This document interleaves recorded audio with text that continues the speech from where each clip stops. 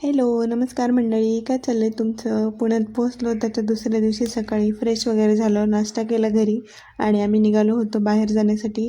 बाहेर कुठे तर आम्ही निघालो होतो दगडूशेठ गणपतीचं दर्शन घेण्यासाठी. पुण्यात आलो आणि गणपतीचं दर्शन घेतलं असं होणारच नाही.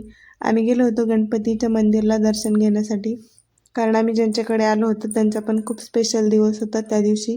त्यांच्यासोबत आम्ही पण गेलो होतो गणपती दर्शनाला. इकडे खूप गर्दी होती. सकाळी सकाळीच पोहोचलो तिकडे. नंतर आम्ही दुर्वा, फुले, श्रींसाठी श्रीफळ वगैरे सगळं घेतलं. लाईनमध्ये थांबलो. 10 मिनटात दर्शन झालं आमचं. जास्त गर्दी होती पण वेळ जास्त लागला नाही. इकडे महादेवाचं मंदिर पण आहे, तिकडे दर्शन घेतलं. छान प्रसाद वगैरे घेतला आणि आम्ही त्याच्या बाहेरच स्वामी समर्थांचं पण मंदिर आहे, तिकडे पण दर्शन घेतलं. इकडे खूप छान फ्रेश आणि प्रसन्न वाटत होतं मनाला.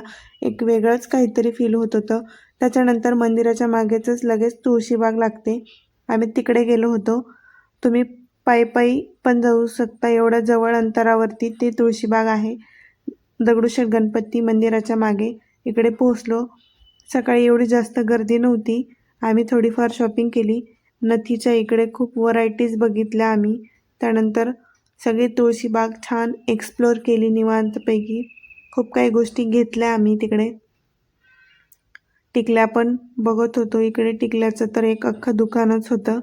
खूप नंबर ऑफ व्हरायटीजच्या टिकल्या इकडे होत्या. त्यानंतर आम्ही काही पूजेचं सामान किंवा डेकोरेशनचं बघण्यासाठी म्हणून गेलो होतो. देवघराचं तोरण किंवा दाराला लावण्याचं तोरण असं काही घेतलं आम्ही. त्यानंतर आम्ही घरी निघालो. घरी निघता निघता आम्हाला खूप उशीर झाला होता.